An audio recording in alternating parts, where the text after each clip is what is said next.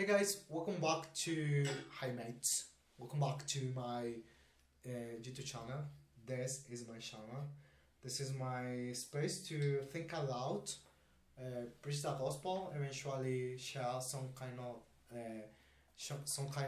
tips, practice my English. Top of that, to say silly things, because it's like this is not a product. This is a thing that this is the way that I want to think about this channel, because I don't want to.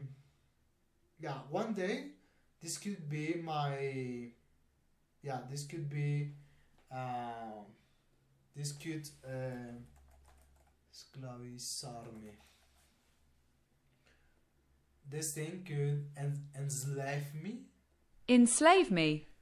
because after you get traction with your videos, with your content, it's like now you are your brain is that understands that if you want money, if you want money, you need exposure, you need traffic, you need views. But let's say that you subscribe to my channel based on this video, on this position, and tomorrow I can't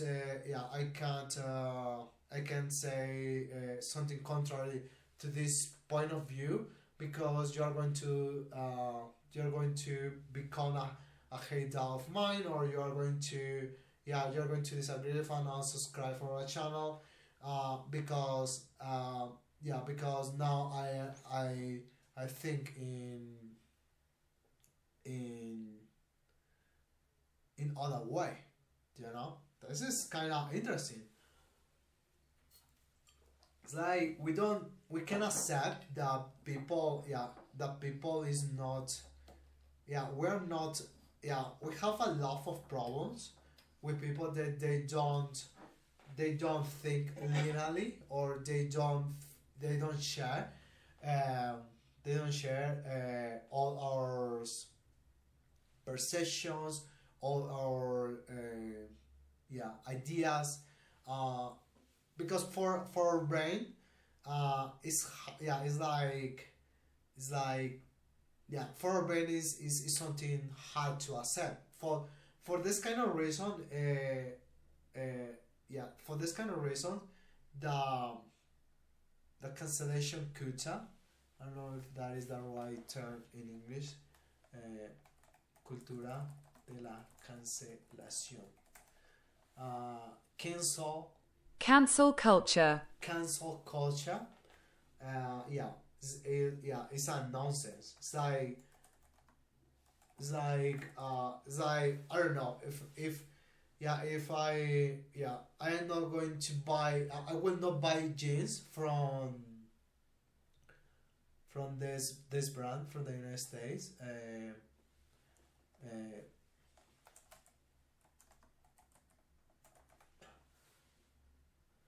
American Eagle.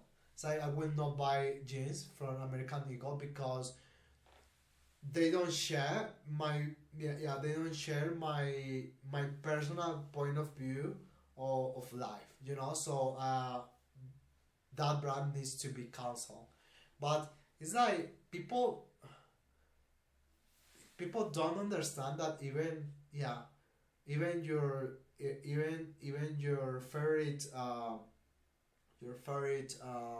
YouTuber, your favorite influencer, it's not like that. It's like I am a big fan of Charlie Kirk, but I don't share the yeah every point of view of him. So in certain kind of things I like it, uh, but in others, probably I am on the other side, but the mind, the our brains, so it's hard for us to accept that people thinks in a different way, you know. And nowadays I am trying to I am trying to I'm trying to be empathic. I'm trying to empathico, Empathetic. empathetic. Yeah, empathetic. Yeah, I'm trying to be empathetic. And don't yeah, and try to understand the other's point of view, and yeah, and try to cut to the mark, to the mark, niebla, to the fog. Fog. Sorry, to the fog. Yeah, and try to yeah. I define myself as a right wing person. Or yeah, or yeah. I could describe yeah, yeah. Uh, and I want to address this video. Yeah, I wasn't yeah, I wasn't planning that that video starts in this way, but yeah, it's fitting. Yeah, it's yeah, makes sense for the main yeah, for the main thing that I want to share today.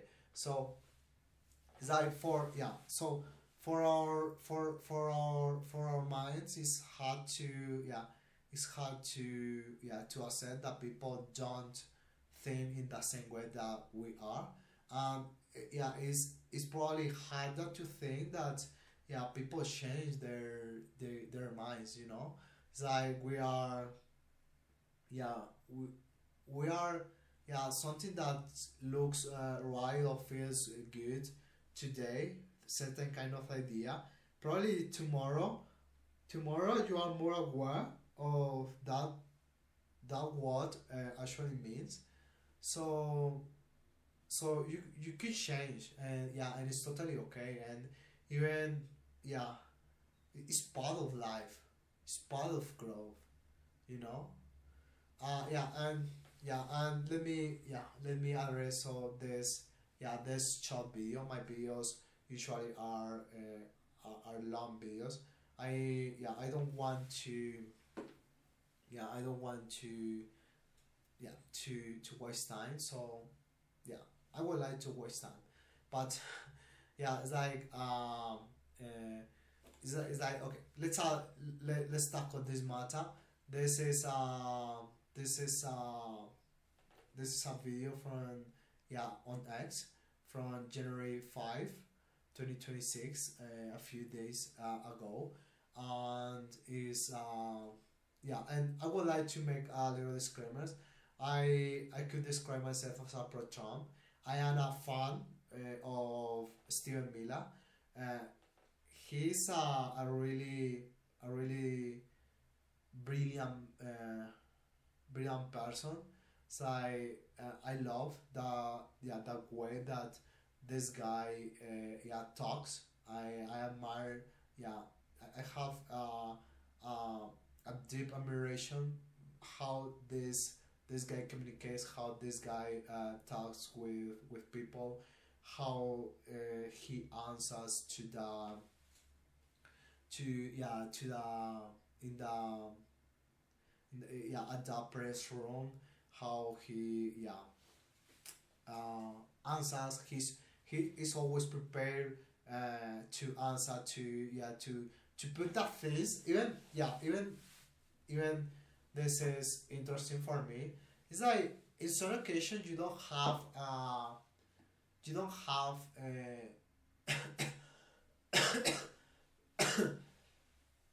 yeah, it's like it's hard to explain yourself, or it's hard to yeah, it's like let's say that it's something bad, it's intrinsically bad, but uh, this kind of person that they have this kind of gift that they could talk and convince people about things even when are bad things. They could put that things in some way that sounds so clever, that sounds so smart, that so yeah, that you could get convinced about this kind of people, or about bad things, you know. Yeah, so yeah, so this video is after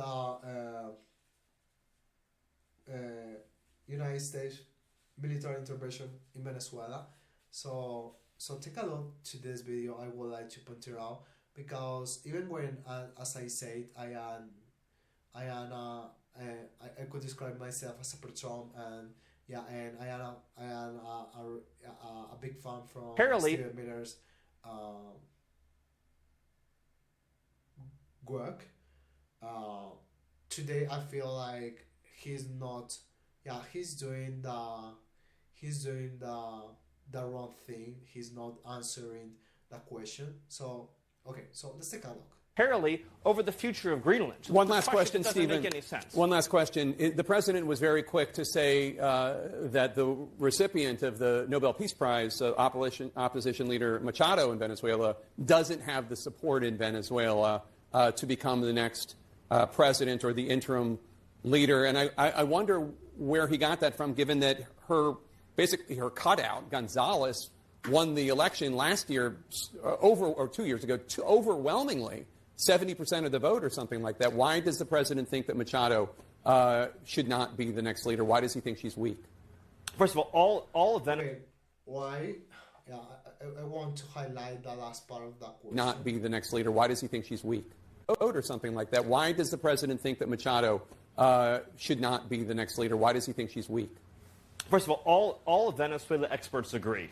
All Venezuela experts agree that it would be absurd and preposterous for us to suddenly fly her into the country and to put her in charge, and the military would follow her, and the security forces would follow her. This is not a serious. It's not even a serious question. So should there be an election? Let me. If you give me the floor for 30 seconds, let me tell you what we are doing here, Jake. The United States. This is sort of foundational. The United States is using its military to secure our interests unapologetically in our hemisphere. We're a superpower, and under President Trump, we are going to conduct ourselves as a superpower. It is absurd that we would allow a nation in our own backyard to become the supplier of resources to our adversaries, but not to us, to hoard weapons from our Do you see that adversaries, yeah, that, to be able to be positioned. that Stephen Miller is not addressing the question, yeah, in a direct way. He's rumbling he's rumbling saying this thing that the democracy, that why we should why they should defend their interests in Venezuela. This journalist is not asking about that. He's asking he's asking a legitimate question, a real good question. Why don't help Maria Corina Machado to take the power in Venezuela, and he could be clear and say that is not the interest of the United States, as an asset against the United States rather than on behalf of the United States. Sovereign countries shouldn't be able to do what they want to do. The Monroe Doctrine and the Trump Doctrine is all about securing the national interests of America. For years, we sent our soldiers to die in deserts in the Middle East to try to build them parliaments, to try to build them democracies, to try to give them more oil, to try to give them more resources. The future of the free world, Jake, depends on America being able to assert ourselves and our interests without apology. This whole period that happened after World War II, where the West began apologizing and groveling and begging I don't even and know, engaging in these honestly, vast what you're talking about right schemes. now. Yeah, it's like... What I'm talking about, national interests of America. For years, we sent our soldiers to die in deserts. Yeah, it's like, what is the point of Stephen Miller in this particular question about that? It's like... in the Middle East to try to build them parliaments, to try to build them democracies. He's sharing a context that doesn't answer that question, doesn't address that issue. It's like, and I totally get it. Yeah, and by the way, I answer, to this post from this guy, Colin Rock. It's like, I could describe myself as a pro-Trump, but I totally get it, the frustration of the CNN journalist. He didn't answer that question. he could have been honest and say it is not our job to set up a democracy. Period. Like, yeah, if yeah, it's like why to bring to the yeah those fights that the progress in Iraq and Syria is like to try to give them more oil, to try to give them more resources. The future of the free world, Jake. Yeah, and by that way, I don't think that is something good to be disrespectful with CNN only because this guy was for CNN or they are in the other side of the political spectrum. It's like I love this attitude from Charlie Kirk. He was so respectful, and for some kind of reason, yeah, I totally get it. Politics awakes deep emotions, but that is not an excuse to validate or to say that it's good to be disrespectful with people, and probably I was wrong about to think that it was cool that it was cool that Donald Trump constantly is attacking the media, saying the fake news and this kind of things or and by that way I'm not trying to say that CNN is they are angels and they communicate that through. I'm not trying to say that. I'm not trying to to defend CNN work. I'm only trying to point it out that is not okay to be disrespectful with your adversary. This is politics. It's not. Probably it's like war, but it's not okay. You could chat. You could be an adversary, political adversary, but don't be disrespectful with people. Depends on America being able to assert ourselves and our interests without apology. This whole period that happened after World War II, where the West began apologizing and groveling and begging I don't even and know engaging in these honestly vast what you're talking about right schemes. now. What I'm talking about, Jake, is the idea. And by the way, you do. I know you love doing that smarmy thing, Jake, and I was hoping to be better than that this time. I asked you about if there should be an election. Exactly. I asked you if there would be an election in Venezuela. That's what I asked. I said, why was the president so quick to dismiss Machado? You answered that question. And then I said, the objective, Jake, is security and stability for the people of Venezuela. With our help and leadership, that country will be... Yeah, I feel like the whole problem is Stephen Miller. He didn't want to address the question and say it clear and loud. It's like probably for the interest of the United States, they don't want a democracy in Venezuela, and that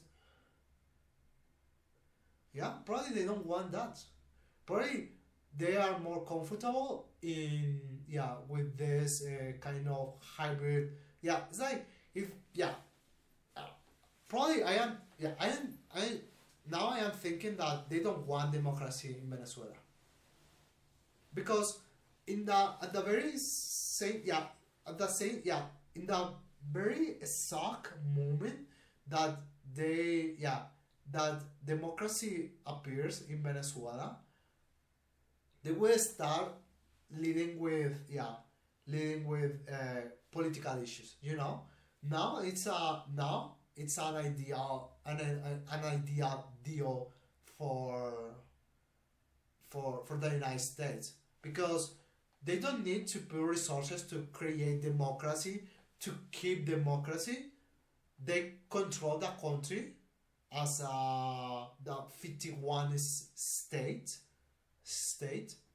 and they don't need to enforce they don't need to deal with people saying then what to do. What happens if Maria Corina Machado says, by the way, I don't think this is right. I only pointed out that probably the government of the United States, they are not interested on democracy. That, by the way, they are bad news for people from Venezuela. Why? Because probably this thing couldn't change in 5 years, 10 years. We don't know. It's like and I totally I'm not saying that this is right. I only saying that this is the why they don't want a democracy in Venezuela, because they without democracy and using this the current setup, they could control the country of Venezuela, the oil, like another state, without problems, without talking, without begging, without negotiating with Edmundo González and Maria Corina Machado. What happens if Maria Corina Machado she doesn't think that it's a good idea to sell the oil to the United States? What happens? So I have the feeling that actually the United States of America, they are trying to avoid that scenario where Maria Corina Machado becomes president of Venezuela. I don't know. I am only speculating here, but something that you need to understand is that it's like, okay, getting back to my main point, is like I am a Steven Miller's fan, but that doesn't mean that in this occasion he's right or he's performing a good interview. Become more prosperous than it has ever been in its whole history. Venezuelans, but the will woman be richer running Venezuela and right safer now is and part more of the secure Maduro and regime. better off. There will be conversations, Jake, about all of these guideposts along the way. The reason why I was giving you that speech, which I know you didn't want to hear, is because you're approaching this from the wrong frame. This neoliberal frame that the United States' job is to go around the world and demanding immediate elections to be held everywhere, immediately, all the time, right away, to create these vacuums. It's not what I think, but you... Yeah, he's asking the obvious question. I was a little surprised in the press conference, Donald Trump said that Maria Corina Machado she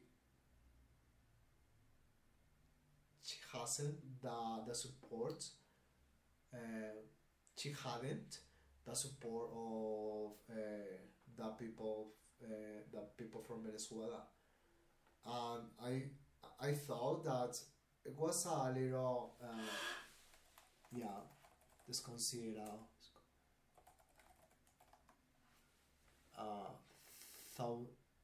thoughtless.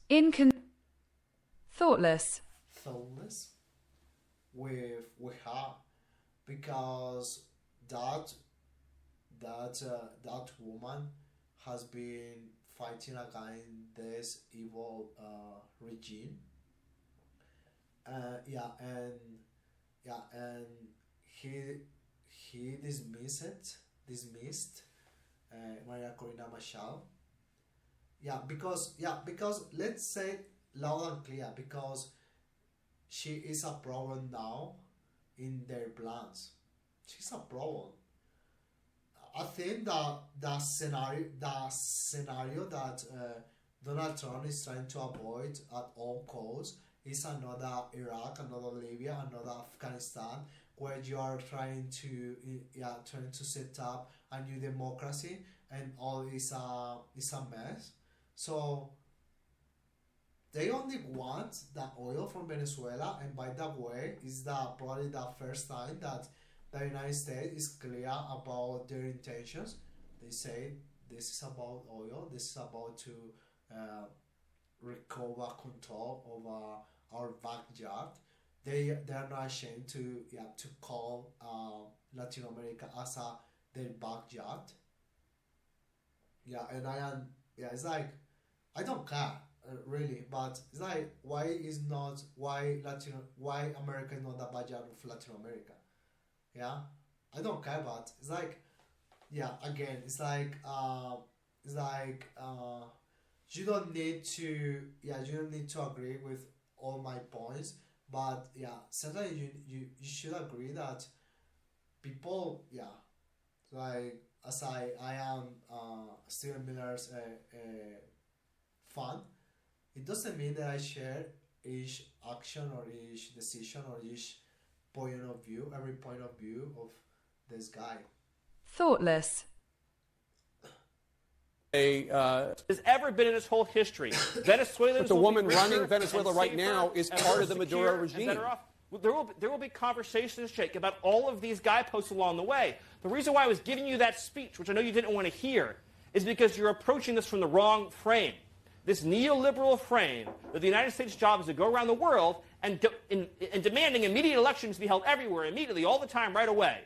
To create these vacuums. That's not what I think, but you invaded the country. Went into the country and we seized the leader of Venezuela. Damn straight we did. And I'm saying, we're not going to let. So is the U.S. going to have new elections? Jake, is that we're not going to let Tim Pot communist dictators send rapists into our country, send drugs into our country, send weapons into our country. And we're not going to let a country fall into the hands of our adversaries. The future of Venezuela, working with America, is going to be so bright and so incredible and so positive, and we'll have a conversation about everything that you raised.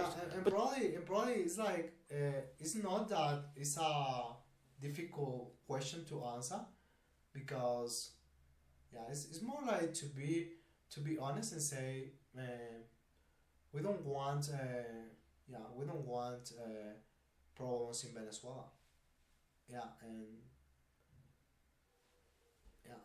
Nothing else. But the priority right now, as the president has made clear, is a judicious, thoughtful, careful transition process to secure a great future for Venezuela and to secure a great future for America. All right. And let's just take a moment and just acknowledge, Jake, that what we've witnessed under President Trump's leadership this last week is one of the greatest foreign policy and military victories this country has ever had. Stephen Miller, thank you so much. Appreciate your time. Thank you. A lot.